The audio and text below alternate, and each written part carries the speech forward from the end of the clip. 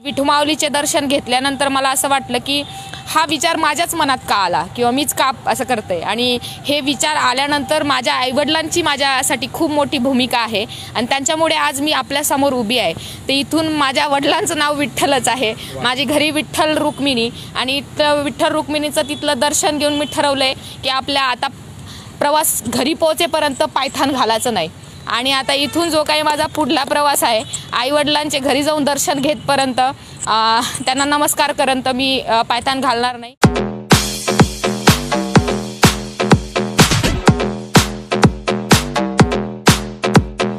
आईवडिलांची कष्ट, शेती समस्या आणि कोरोना म्हणजे या कोविडच्या काळात मला विचार करायला भाग पाडलं.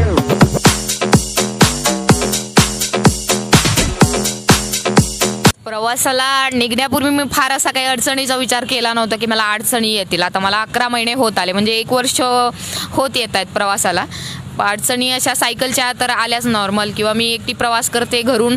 मला प्रवासाला निघण्यापूर्वी खायचं कसं असेल, पुढे पाण्याचं कसं असतील, राहण्याचं कसं असतील मला काही माहिती नव्हतं. घरून निघताना मी पैसे घेऊन नाही निघाली, त्यामुळे अडचणीचा असा तरीही मी फारसा विचार केला नाही. पण प्रवासात मला काही अडचणी येत गेल्या.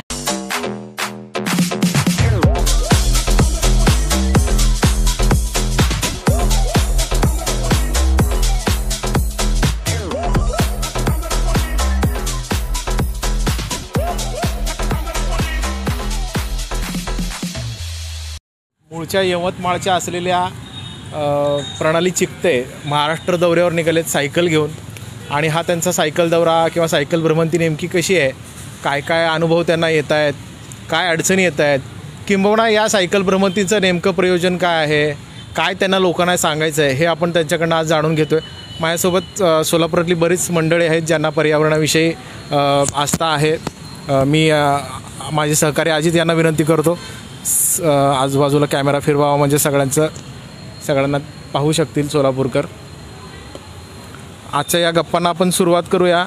मी प्रणाली मॅडम यांचं सोलापूरकरांच्या वतीने, सोलापूर महानगरपालिकेच्या वतीने, स्मार्ट सोलापूरकरांच्या वतीने, माझी वसुंधरा अभियानाच्या वतीने, हॅपी टू हेल्थ फाउंडेशनच्या वतीने, पोस्ट कार्यालयाच्या वतीने स्वागत करतो. प्रणालीजी, सायकल राईड करणं आता हा अलीकडे आपण बघतो की थोडासा छंद या वर्गात तो मोडला जातो. म्हणजे पूर्वी पूर्ण वेळ सायकल असायची, पण आता सायकल आठवड्यातून एकदा किंवा दिवसातून एकदा किंवा महिन्यातून एकदा अशी कधीतरी होते. तो छंद या वर्गात आहे. मग तुम्हाला लहानपणापासून सायकलिंगची आवड होती का, किंवा कधी वाटलं सायकलिंगला सुरुवात करावी, रुटीन तुमचं काय होतं, आणि केव्हा तुम्ही ठरवलं की महाराष्ट्र दौऱ्यावर निघावं? बाकीचे प्रश्न गप्पांमधून येत जातील. पहिला एक प्रश्न आहे की केव्हा वाटलं तुम्हाला सायकलिंगला पूर्ण वेळ सुरुवात करावी आणि राज्याच्या दौऱ्यावर निघावं? खरं तर सायकलची आवड ही लहानपणापासूनच होती. दुसरं काही साधन नव्हतं. 4थीपासून जशी सायकल यायला लागली, दंड्याची आपल्याकडे आधी पूर्वीची सायकल होती, ती सायकल चालवायची, कैची म्हणून शिकत गेली नंतर आणखी. पण असं झालं की मग 10वीपर्यंत गावाकडे शिक्षण झालं, आणि गावातली शाळा तर जवळच होती. पण मग नंतर आता गावात काही तितकं सायकलचं शेतापुरतं अशी सायकल मर्यादित होती. त्यानंतर शहरात शिकायला गेली. म्हणजे माझं नंतरचं 11वी 12वी सायन्स असतील आणि BSWचं ग्रॅज्युएशनचं शिक्षण असतील चंद्रपूरला झालं, आणि ते तिथे आपला चंद्रपूरला शिकत असताना मग ट्युशन्स असतील किंवा कॉलेजला जाणं असतील, माझ्याकडे दुसरं गाडीचं काही असं साधन नव्हतं, त्यामुळे त्याचा उपयोग करायचा. आणि त्यातनं सायकल आणि डेलीचा असा प्रवास व्हायचा, आवड निर्माण होत गेली, एक छंद पण बनत गेला, आणि तिथून खरं तर प्रवासाची एक सुरुवात झाली म्हणायला हरकत नाही. मला सायकलिस्ट वगैरे किंवा असे ग्रुप असतात असं काही माहिती नव्हतं. हे प्रवासाला निघाल्यानंतर मला समजलं की असं काही असतं, मॅरेथॉन असतात वगैरे वगैरे. आधी आपण असंच सायकलिंग करत होती, आणि पण तिथनं असं फिरायला लागली. या कोविडच्या काळात जास्त हे करायला लागली. एक नवीन सायकल घेतली. चंद्रपूरला जरा काम पण करत होते, न्यूजपेपर वाटण्याचं काम करत होते. ते काम करत असताना आणखी सायकलची आवड निर्माण झाली, कारण सायकलने बरंच काही ते 10-20 किलोमीटरचा डेलीचा असा प्रवास पण व्हायचा, काम पण व्हायचं, अर्निंग पण मिळायचं, आणि त्यातनं जरा छंद पण जोपासला जायचा. आणि तिथून नंतर ते सगळे मनात याच्या आपण जसे प्रश्न विचाराल तसं मी माझ्या प्रवासाची पार्श्वभूमी वेगळ्या पद्धतीने सांगेलच. माझ्यासोबत आता पोस्ट कार्यालयातील लेखापाल श्रीरंग रेगोटी सर आहेत. श्रीरंग सरांना विचारूया की प्रणाली मॅडमसाठी त्यांच्या डोक्यात काही प्रश्न आहे का? सर काय विचाराल? नमस्कार मॅडम, मला हे विचार की आपण जेव्हा सर्व सुरुवात केली मग प्रवासात तुम्हाला काय काय अडचणी आल्यात? जसे कधी कधी पंक्चर होती किंवा जाताना काय अडथळे निर्माण होतात, त्याबद्दल तुम्ही काय सांगू शकता? प्रवासाला निघण्यापूर्वी मी फार असा काही अडचणीचा विचार केला नव्हता की मला अडचणी येतील. आता मला 11 महिने होत आले, म्हणजे 1 वर्ष होत येत आहेत प्रवासाला. अडचणी अशा सायकलच्या तर आल्याच नॉर्मल, किंवा मी एकटी प्रवास करते घरून. मला प्रवासाला निघण्यापूर्वी खायचं कसं असेल, पुढे पाण्याचं कसं असतील, राहण्याचं कसं असतील, मला काही माहिती नव्हतं. घरून निघताना मी पैसे घेऊन नाही निघाली, त्यामुळे अडचणीचा असा तरीही मी फारसा विचार केला नाही. पण प्रवासात मला काही काही अडचणी येत गेल्या, पण लोकांचं मला सहकार्य खूप लाभलं. म्हणजे कोविडच्या काळात अगदी प्रवास करत निघाले मी, आणि त्यामध्ये सायकलचा बऱ्याच वेळा प्रॉब्लेम आला, ते स्वतः रिपेअर करायची शिकली, मी करून घेते.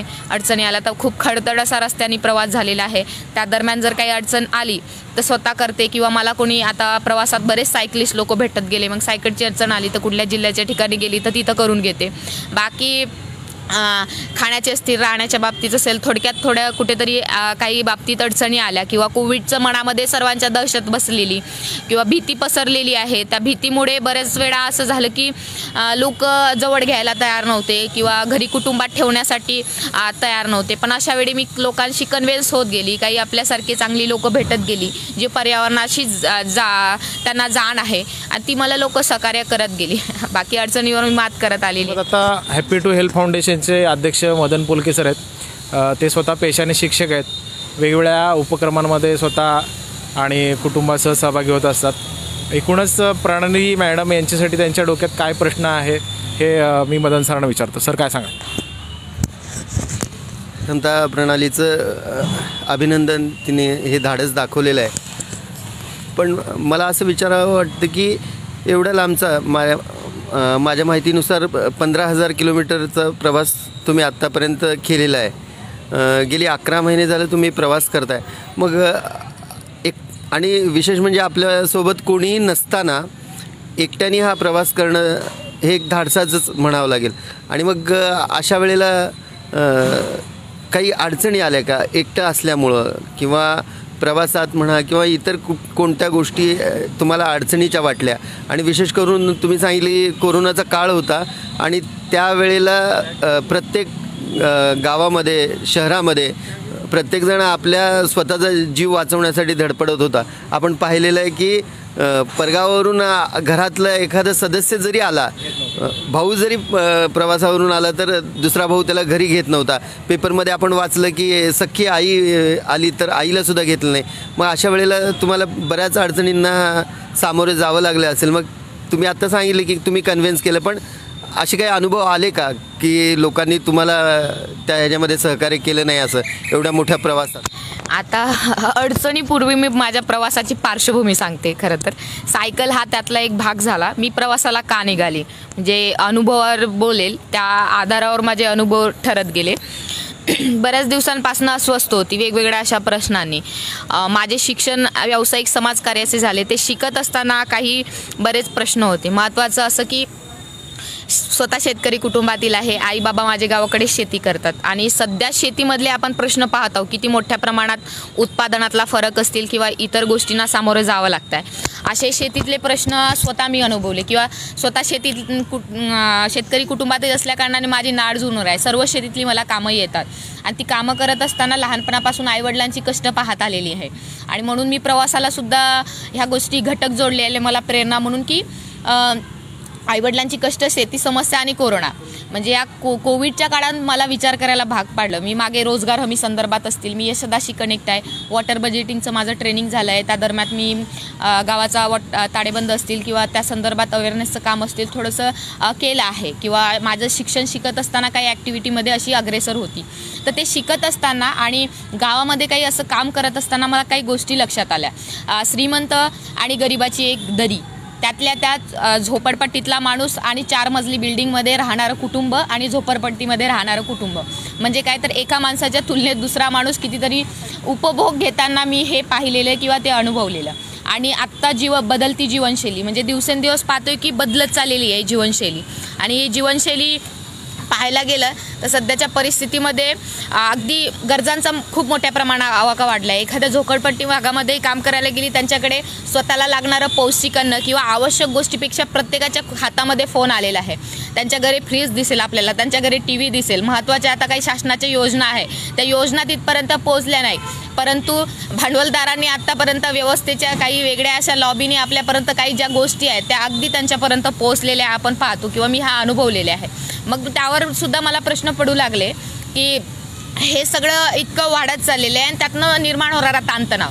माणूस आत्ता पाहतोय की आमची युवा पिढी, माझं 21 वय आहे, किंवा आत्ता आमची युवा पिढी किती भरडली दिसते किंवा खूप मोठ्या प्रमाणात ताणतणावात असं दिसते. आणि ह्या प्रवासाला निघण्यापूर्वीची पार्श्वभूमी सांगताना या सर्व गोष्टी मी अनुभवत होती. गावातल्या आत्ता महिलांचं काम करण्याची क्षमता कमी झालेली आहेत. शेतीमध्ये काम करत असताना खूप अडचणींना सामोरं जावं लागतं आहे, कारण त्या क्षमता नाही आणि त्यात शेतीमध्ये आणखी रोजगार भेटत नाही आणि पुढे जावं लागतं आहे. तर म्हणून हे अनुभवत असताना मला असं कुठेतरी वाटलं की हे का वाढत आहे. म्हणजे उपभोगवादी जीवनशैली, मटेरियलिस्टिक लाईफस्टाईल, आणि ते विचार करत असताना मी जरा मटेरियलिस्टिक लाईफस्टाईलवर विचार करू लागली. आणि महत्त्वाचं तिथं असं दिसू लागलं की माणूस पर्यावरण, झाडे लावा झाडे जगवा, आपण पाहतोय सगळीकडे लागतंय. अनेक ठिकाणी आपल्यासारखी चांगली लोक लावते आणि त्याचं संवर्धनसुद्धा करते, तर काही ठिकाणी फक्त पोस्टर पुरते लावते, बॅनर लावायचं, मागे झाड लावायचं, फोटो काढायचे, पुढे काय होतं त्या झाडाचं पाहायचं नाही. आणि हे शिक्षण घेत असताना मी अनुभवलेलं, त्यातनं ती अस्वस्थता एक होती. मग या पलीकडे जाऊन माणूस कसा विचार करतो लोकल परिस्थितीचा, स्थानिक परिस्थितीचा, म्हणजे हवा पाणी जमीन प्रदूषित होत चालली त्याबद्दलचा कसा विचार करतो, हे सगळ्या गोष्टी मनात येत होत्या आणि याबद्दल जाणून घ्यायचं ठरवलं. मग राहिला आता अडचणीचा भाग किंवा अनुभव येत गेले. हे जाणून घेत असताना मी अगदी सामान्य माणसाशी बोलत जात होती. मग मला रस्त्यावर भेटलेला माणूस असतील, रस्त्यावरचा मग अधिकारी असतील, अशा सर्व लोकांना पर्यावरणासंदर्भात काम करणाऱ्या संस्था असतील, त्यांच्याशी भेटत गेले. तर काय झालं की एक आपल्या प्रत्येक ठिकाणी काम करत असताना एक लिंक असते प्रत्येकांची, तर ती लिंक असल्या कारणाने कुठून ना कुठून मला सपोर्ट भेटत गेला. काही अडचणी आल्या, असे अनुभव आहे की मला तिथे राहायला जागाच नाही मिळाली. आपल्या लोकांमध्ये आज माणसावर विश्वास राहिला नाही, सगळीकडे संशयवृत्ती दिसते. संशयवृत्ती अशी झाली की मी एकटी प्रवास करते, माझा असा पेहराव, कधी कधी आपण थकून असतो तर फार विचित्र पद्धतीनं दिसतो आणि अशा वेळी कोणी विश्वास ठेवायला तयार नाही राहत. आणि त्यावेळी कन्व्हिन्स करणं, आपल्याकडे आयडेंटिटी असली तरी आज बघतो की किती सगळीकडे फ्रॉड होताना दिसते. अशी संशयवर सुद्धा माझ्यावर घेतल्या गेलेला बऱ्याच वेळा, पण मी त्याला सुद्धा सामोर गेली आणि जेन्युइनली सगळं काही दिसत होतं माझं. तर राहण्याबाबतीत मला कधी रात्रीचे 8 वाजले, मला तिथून वापस पाठवलं गेलं, तिथे राहायला दिलं नाही. आणि जेवताना आता दुसरी लाट आली होती. असं प्रवास करत असताना बऱ्याच वेळा भूक लागली, जेवण नव्हतं, काही मिळालं नाही, तरी माझा दिवसभर असा प्रवास सुरू झाला. 11 महिन्यात एकही बिस्लरीची बॉटल घेतली नाही, बॉटल घेतली नाही, मिळेल तिथलं पाणी पिलेलं आहे मी. म्हणजे मी स्वतः पर्यावरणाचा संदेश देत असताना मी तेच त्या गोष्टीचा वापर केला नाही. मग अशा वेळी मला कधी कधी आपलं पाणी असून सुद्धा घरातलं माणूस पाणी द्यायला तयार नाही. म्हणजे हे सुद्धा मला असे अनुभव आलेले आहे. कोकणातले आता आपण सर्वांनी भाग पाहिला आहे, तिकडे चढताना 40 म्हणजे खूप असा चढ असतो, ते खूप वेळा मला मागून सुद्धा खावं लागलं. म्हणजे लोक कोविडच्या काळामध्ये जेवण द्यायला किंवा असं. माझा प्रवासात ॲक्सिडेंट झाला, माझ्याजवळ काही नव्हतं. 11 महिन्यात मी एक पण अशी काही मेडिसिन घेतलेली नाही आणि त्या दरम्यान मी काही फर्स्ट एड बॉक्स पण ठेवलेला नव्हताच माझ्याकडे. आणि त्या दरम्यान अडचण अशी आली की अर्धी बॉटल पाणी होती, मग तोंडावर घेतलं, पूर्ण इथून भरलं, मागून एक गाडीवाला आला, ठोक देऊन गेला. बाकी असं प्रवासात कोणी जात येत नव्हतं, तरी एक विश्वास होता. मग एका झाडाखाली गेली, तिथं थांबले आणि तिथून पाण्याची गरज होती, मला पाणी देत नव्हते, तिथं कुठे दुकानं पण नव्हते. शेवटी आत्ता कोविडच्या काळात सगळं बंद होते. मग एका माणसाला पाणी मागितलं, तो माणूस काही लक्ष देत नव्हता, पुढे जा गावात पाणी मिळेल म्हणून. तर मी म्हटलं, मग त्याच्यावर जरा रागावल्यासारखी किंवा आपल्यावरून येत होते एक अशी प्रतिक्रिया, ती दिल्यानंतर त्या माणसाने मग पाणी आणून दिलं. पाणी आणल्यानंतर आपण जसं हे असतो की आपल्याला एखाद्या वाडीत टाकतंय किंवा हे असतो, त्या पद्धतीनं मला पाणी आणून बाजूला ठेवून दिलं. म्हणजे अशा बऱ्याच गोष्टी झालेल्या आहेत. आणि ठीक आहे, आपण प्रवास करते, आपण कोणाला काही बोलू शकत नाही, मिळतंय एवढा भाग. सर्वप्रथम तुमचं अभिनंदन की तुम्ही एवढ्या यंग वयात एवढं महाराष्ट्र भ्रमंती, ते पण सायकलवर, आणि 1 दिवस नाही 2 दिवस नाही, सलग 11 महिने त्यापेक्षा जास्त दिवस तुम्ही सायकल भ्रमंती करताय. महाराष्ट्र शासन, महापालिका, व्यक्तिशः माझ्या वतीनं तुमचं खूप खूप अभिनंदन की तुम्ही आज महाराष्ट्राच्या समोर एक मॉडेल म्हणून येत आहे की सामान्य परिस्थितीतून कुठलाही पैसा न घेता एक सामाजिक संदेश देण्यासाठी किंवा फिट इंडिया फिट आपलं हेल्दी इंडिया जसं ब्रीदवाक्य आहे आणि पर्यावरणाचं महत्त्व आहे हे तुमच्या सायकल रॅलीतून तुम्ही महाराष्ट्रातील अनेक जिल्हे अनेक तालुके फिरून आलात। हे फिरताना नक्कीच संकट येत आहे, तुम्ही संकटावर मात करताय। हे सगळं होत असताना पण तुम्ही तुमची जिद्द सोडत नाही आहे। व्यक्तिशः खरंच खूप खूप अभिनंदन, खूप खूप कौतुक। पुढे आणखी काय काय प्लॅन आहे, काय काय नियोजन आहे, म्हणजे इथून कुठं कुठं फिरणार आहात, कोणकोणत्या एरियात जाणार आहात? आतापर्यंत तर माझा विदर्भ, खानदेश, कोकण, पश्चिम महाराष्ट्र झाला आहे म्हणायचा। म्हणजे त्यातले मराठवाड्यातले काही जिल्हे झाले, औरंगाबाद, जालना, बीड। आता इथून सोलापूरला आहे आज मी आणि सोलापूरवरून माझा प्रवास इकडे उस्मानाबाद, लातूर, परभणी, हिंगोली, नांदेड, नांदेडवरून आता यवतमाळला जाणार आहे आणि बाकी माझा सगळा गावागावातून प्रवास आहे, लोकांशी भेटत असं। शासनसुद्धा, महाराष्ट्र शासनसुद्धा सायकलच्या संदर्भात किंवा पर्यावरणाच्या संदर्भात गांभीर्यानं आता घेत आहे। शासनाने माझी वसुंधरा अभियान पण चालू केलेलं आहे। आम्हीसुद्धा सोलापुरात अनेक वेगवेगळ्या ग्रुपच्या माध्यमातून सायकलिंगला खूप अवेअरनेस आणण्याचा प्रयत्न करतो आहे। स्वतः मी पण सायकल घेतली, आमच्या इथले बऱ्यापैकी सगळेजण सायकल शनिवार सायकलिंगला जातो। तुम्ही तरुणांना किंवा युवकांना किंवा महाराष्ट्राला काय सांगाल की नेमकं सायकलची आवड कशी जोपासावी किंवा सायकलचा वापर केल्याने काय फायदे होतील आणि त्याचा आपल्या पर्यावरणाशी कसा संबंध आहे? नक्कीच प्रवासाला निघण्यापूर्वीच माझा संदेशच तो आहे खरं तर। म्हणजे आत्ता सध्याच्या परिस्थितीमध्ये आपण सर्वांनी IPCCचा रिपोर्ट पाहिला आहे किंवा ग्लोबल वॉर्मिंगचं जे काही सावट आहे, जागतिक आव्हान त्याला तोंड देतो।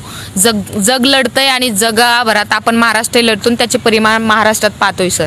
तर अशा काळामध्ये आता अनेक देशांमध्ये सुद्धा सायकलला प्रमोट केल्या जात आहे आणि आता कुठेतरी माझी वसुंधराच्या माध्यमातून होते, पण मी अनुभव घेतलेला इकडे सगळीकडे की ते एका दिवसापुरतं कुठेतरी मर्यादित आहे। ते एकापुरतं मर्यादित न राहता आपण दैनंदिन जीवनात सायकलचा वापर केला पाहिजे आणि सायकल शेवटी आपल्या पायाच्या नखाच्या बोटापासून तर डोक्याच्या केसापर्यंत आपला व्यायाम होतो। म्हणजे त्यांनी फायदे पण खूप चांगले आहे। 11 महिन्यात मी कोविडच्या काळात फिरत असताना सायकलनी माझा चांगला व्यायाम होत होता, फुफ्साचा व्यायाम होत होता, त्यामुळे मला संसर्ग स्वतःला झाला नाही किंवा माझ्यामुळे कोणाला असं तितकं हे झालं नाही।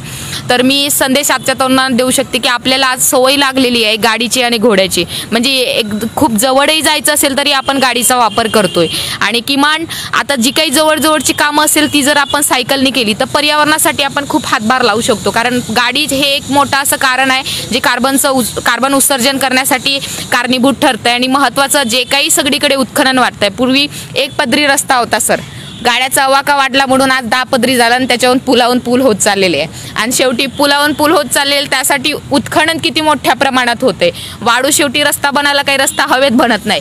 पाणी आणायचं असलं तर आता मराठवाड्यातला भाग घ्यायचा ज्याला प्यायला पाणी नाही, अशा ठिकाणी समुद्रातून पाणी आणून आपण रस्ता बनवत नाहीये, आपल्याला भुजाल साठाच उपसून पाणी रोड बनवावं लागत आहे। म्हणजे दिवसेंदिवस मोटार गाड्यांचा अवाका वाढत चालला आणि माणसाला व्यवस्थित पाहिजे, ॲक्सिडेंट झाले नाही पाहिजे, ॲक्सिडेंटचं प्रमाणही वाढलेलं आहे आणि सुव्यवस्थित पाहिजे कारणानं आपण सगळे रस्ते रुंदीकरण करत चाललो। त्याच्यामध्ये शेती, जंगलही तोड होत आहे मोठ्या प्रमाणात आणि त्यातल्या त्यात बायोडायव्हर्सिटी तर नष्ट होतच आहे। तर कुठेतरी आपण युवकांनी या गोष्टी लक्षात घेतल्या पाहिजे आणि तरुणांनी आता अवतीभवती काय होते आपल्या ते घडतंय, त्याचे परिणाम आपल्यालाच भोगावे लागत आहे।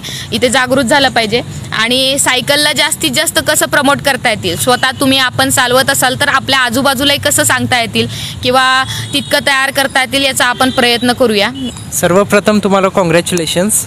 मी संकेत पोलके आणि मला विचारायचं आहे की तुम्ही 15,000 किलोमीटर एवढं मोठा प्रवास केला, मग या प्रवासातील तुम्हाला कुठलं जिल्हा, तालुका सगळ्यात जास्त निसर्गरम्य वाटलं? सगळीकडे बऱ्यापैकी आपल्या महाराष्ट्रात, कोकणातला भाग आता तो फार समृद्ध आहे। म्हणजे आता ते महाराष्ट्रातले जिल्हे येतात, चंद्रपूर तर प्रदूषणाच्या पहिल्या क्रमांकावर येतो।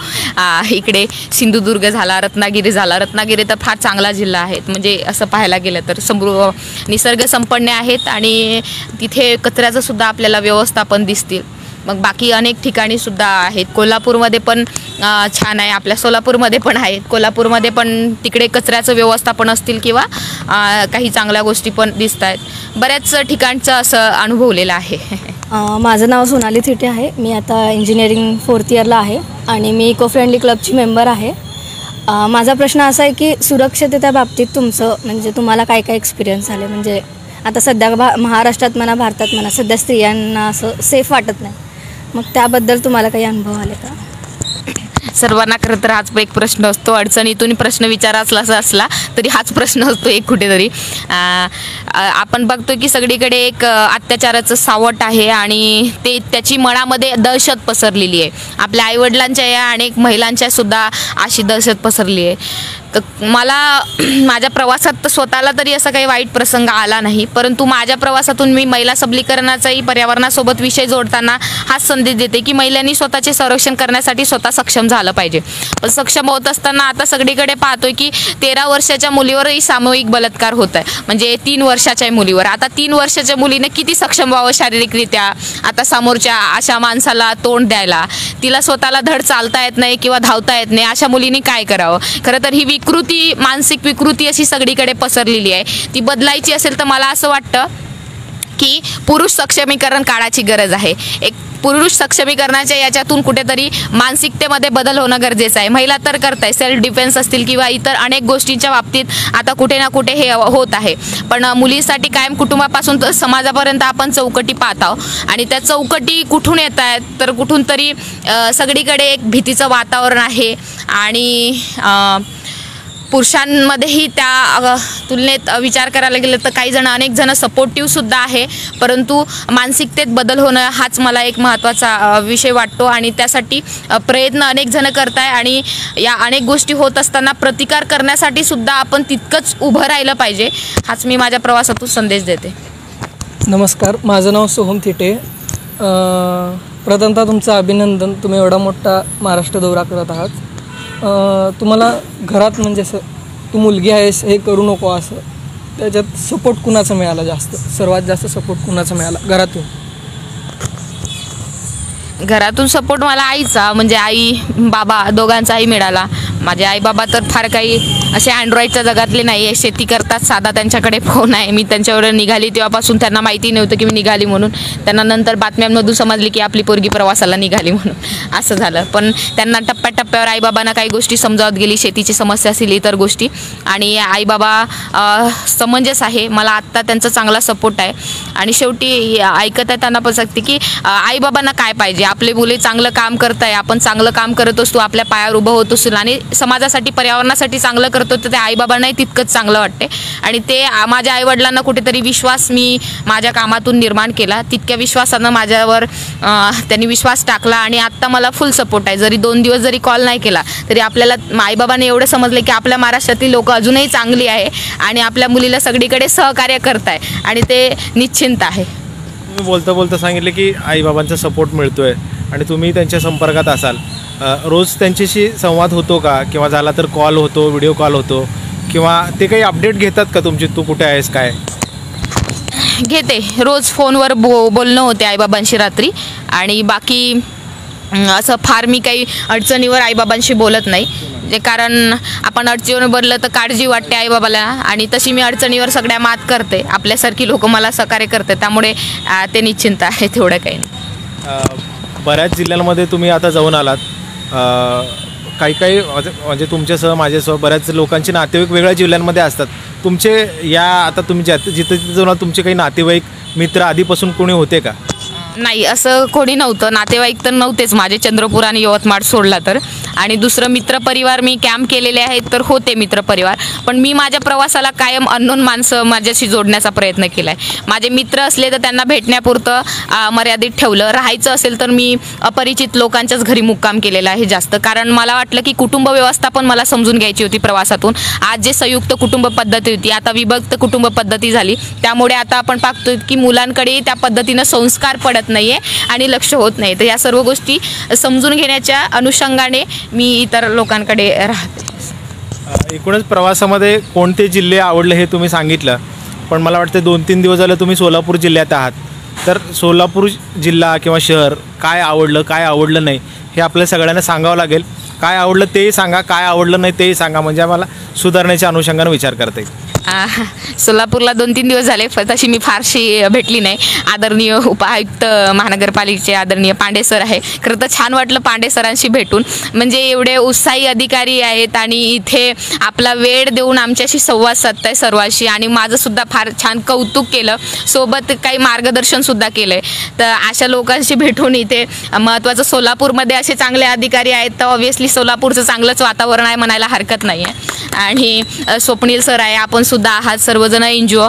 आणि महत्त्वाचं, मी खूप अशी फिरली नाही आहे सोलापूरमध्ये, आज भेटली आहे. आज इथले मलिनाथ कलशेट्टी म्हणून सर आहे, स्वतः ते IAS अधिकारी तिकडे आहेत. आपलं वडसंग गावचे ते मुके आहे, आणि उद्या त्यांच्यासोबत माझी राईड आहे, ते स्वतः माझ्यासोबत त्यांच्या गावाला येणार आहे. तर महत्त्वाचं आपल्या सोलापूरकरांना सांगू इच्छिते की सोलापूर तर छानच आहे, पण सोलापूर उद्या जाऊन तुमचं पहिल्या क्रमांकावर असतील. मला असं वाटतं की जलसाक्षरतेच्याही संदर्भात असतील किंवा इतर कामाच्या अनुषंगाने आज सोलापूरमध्ये जे काही लोक चांगलं काम करतात, अशी सर्व लोक एकत्र आली होती.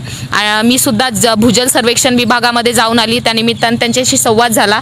आणि आता सोलापूरमध्ये कशी दिशा दिली पाहिजे किंवा ग्रामीण शाश्वत समग्र विकासाच्या दृष्टिकोनातून लोकांपर्यंत कसं पोचलं पाहिजे, असा एक विचार मांडला गेला आणि त्यातनं एक दिशा ठरवली. तर आज सोलापूरला येऊन आपल्या सर्वांशी भेटून चांगलं वाटलं. फक्त एवढंच म्हणायचं आहे की सगळीकडे अनेक ग्रुप झालेले आहेत, म्हणजे विषय एकच आहे. विचारधारा जरी वेगळ्या असल्या, प्रत्येकाला काम एका याने करायचं आहे, पण असं दिसतंय की कुठे एकत्र यायला तयार नाही आहे. म्हणजे हे मला प्रत्येकच जिल्ह्यात दिसून आलं. म्हणजे इथून असं सांगायचं असं नाही, तर कुठेतरी आपण जो काय म्हणतो समानतेचा संदेश देतोय आपण, तर आपण सर्वांनी जर सोलापूरकरांनी सगळे ग्रुप आहे, आपापल्या पद्धतीने आपापल्या प्रायोरिटीनुसार कामही केले पाहिजे. पण किमान जर आपण एक दिवस कधीतरी एकत्र आलो सोलापूरकर म्हणून, आपण सर्वजण येत असाल मला माहिती नाही आता, पण जर एकत्र आलो वेगवेगळ्या ग्रुपनं, तर खूप चांगलं आणखी काम होऊ शकतं मला असं वाटतं. बाकी मनभेद जरा बाजूला ठेवून, मतभेद जरा बाजूला ठेवून आपण विचार केला तर एक नक्कीच आपण सोलापूरलाही पुढे घेऊन जाऊ शकतो. महाराष्ट्रामध्ये सोलापूरचंही नाव पुढे आणू शकतो आणि महाराष्ट्रालाही इथून एक आदर्श देऊ शकतो मला असं वाटतं. बाकी काही. माझं नाव अनंत होंडरे, मी पोस्ट ऑफिसमध्ये आहे, डाक सहाय्यक म्हणून सोलापूर हेड पोस्ट ऑफिसमध्ये. महत्त्वाचं की आपल्या सोलापूरमध्ये सर्व सायकलमय वातावरण झालेलं आहे. मुख्यतः शनिवारी आणि रविवारी आपल्या इथे भरपूर प्रमाणात सायकल रायडिंग होते.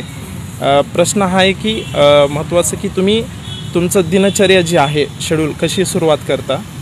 दुसरा प्रश्न की एकट्याने तुम्ही सुरुवात केली, मग तुमच्यासोबत ग्रुप आला नाही का, तुमचे फ्रेंड सर्कल आलं नाही का, असं वाटलं नाही का आपण सगळ्यासोबत मी एकटे आले आणि सगळ्यांसोबत आपण बाहेर पडावं, हा दुसरा. आणि तिसरा म्हणजे सायकलीच्या टाईप संदर्भात, आपली सायकल ही MTB प्रकारातली दिसते आणि कुठली सायकल वापरायला हवी. कार्डियक ॲक्टिव्हिटी तर खूप चांगल्या प्रकारची होती हेल्थच्या संदर्भामध्ये, तर त्या संदर्भात थोडं काही मार्गदर्शन करा.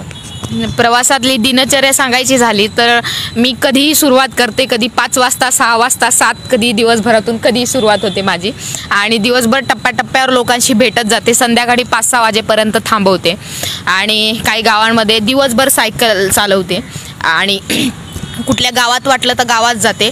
आणि नाश्त्याचं, खाण्याचं, पिण्याचं काहीतरी असं शेड्यूल आहे, असंही शेड्यूल नाही. जसा नाश्ता भेटला तसा खायचं नाही, तर बऱ्याच वेळा नाही होत, डायरेक्ट जेवणच होतं. कधी कधी दिवसभर जेवण नाही होत, फक्त नाश्त्यावरच होतं. कधीतरी नाश्ता पण नाही होत, फळच खाणं होतं आणि तसा प्रवास होतो. कधीतरी 8-9 वाजतात. बाकी अशीच माझी दिनचर्या आहे, फार मी काही ठेवलं नाही, कारण मी लोकांना भेटत जाते, तर मग माझं स्वतःचं शेड्यूल राहिलं नाही आहे. आणि त्यानंतर मित्रपरिवार तर निघाली तेव्हापासनं माझ्या विचाराचं असं मला फार कोणी भेटलेलं नाही, किंवा मी जसा थोडासा पलीकडे जाऊन विचार करते आणि मी एकटी निघाली आहे, आईवडिलांचा विश्वास घेऊन निघाली आहे. आता कोणी सोडायला तयार नाही आईवडिलांना, की एवढे 11 महिने कोण सोडणार ना, आणि पुढे कसं होणार दिवशी, असा फारसा विचार असतो. त्यामुळे कोणी तयार झालं पण फक्त म्हणण्यापुरतं झालं, सोबत कोणी आलं नाही. मग 10 किलोमीटर असतील तिथपर्यंत आलं, त्याच्या पलीकडे कोणी आलं नाही, असं झालं. आणि तिसरं म्हणजे मी सायकल संदर्भात जास्त सांगू शकणार नाही. फक्त एवढा संदेश देईल की अनेक लोकांना वाटते की मोठी आणि महागडी सायकल घेतली म्हणजेच आपण सायकलिंग केलं पाहिजे.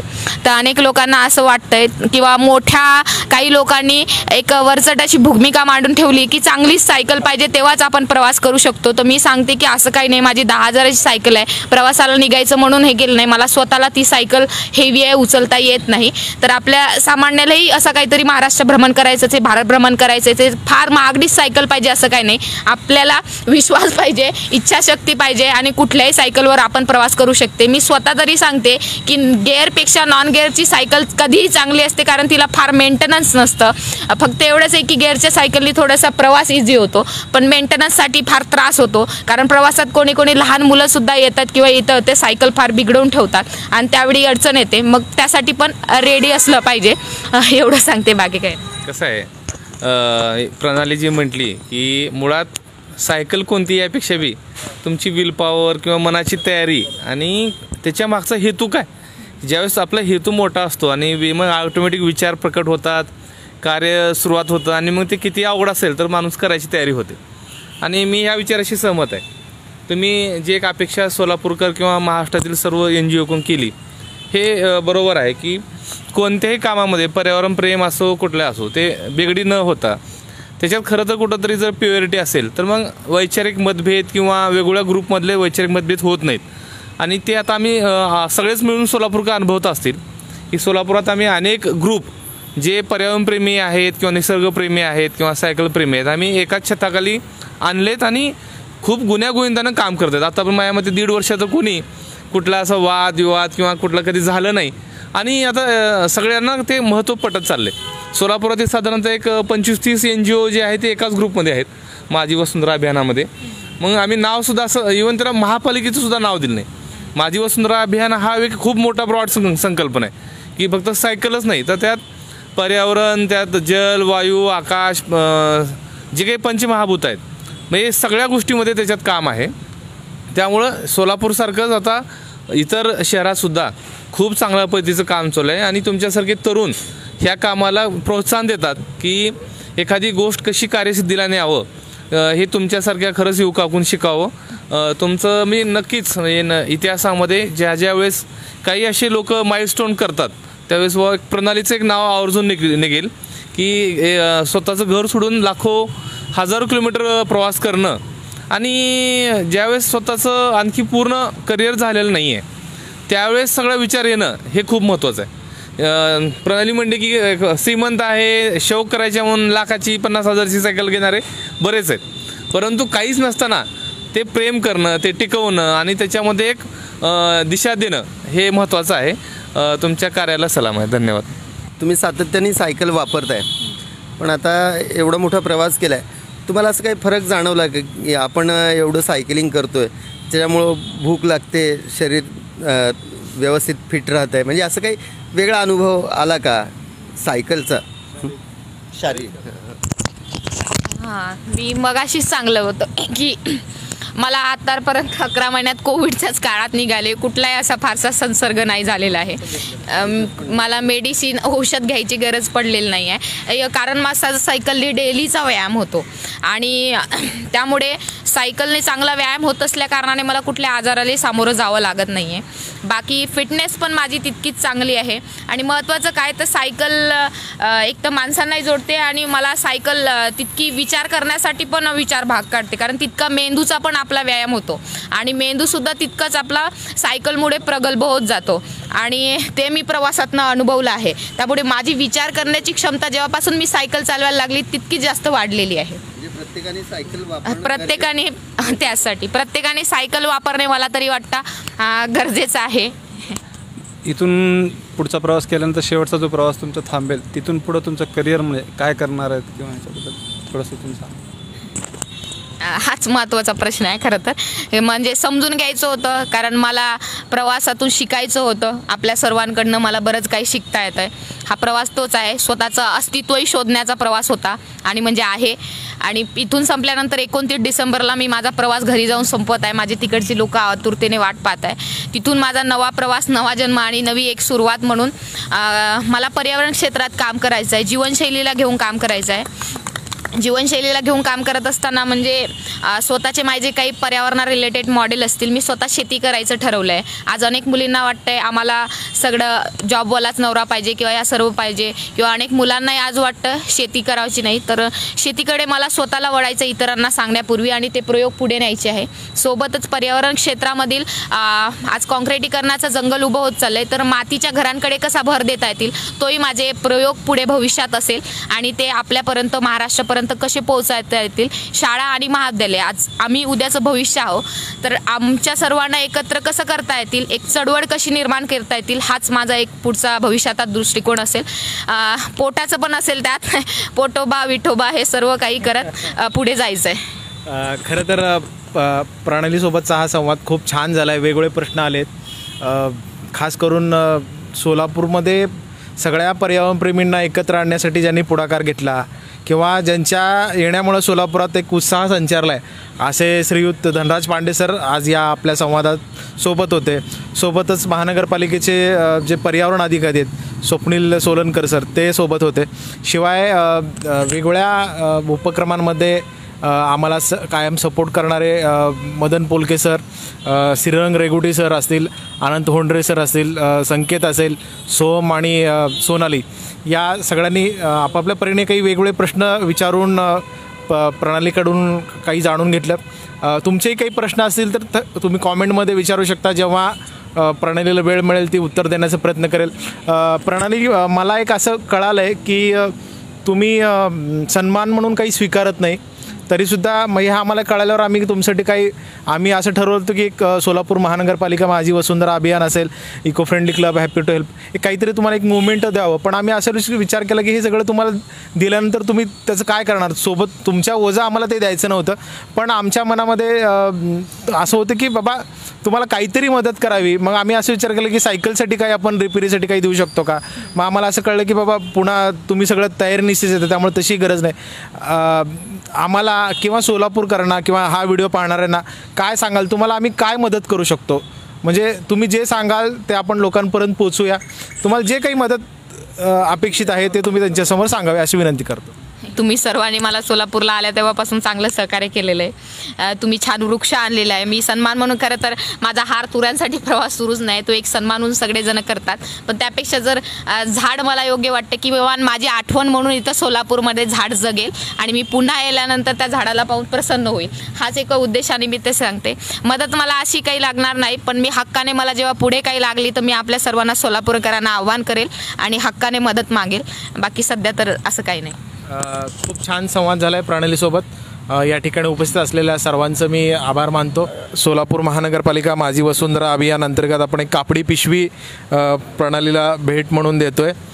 शिवाय एक रोप तिच्या आठवणी प्रत्यर्थ या ठिकाणी आपण लावणार आहोत. मी महापालिकेचे उपायुक्त धनराज पांडे सर यांना विनंती करतो एक छानसं गुलाबाचं फूल रोप भेट देऊन तिचा सन्मान करावा.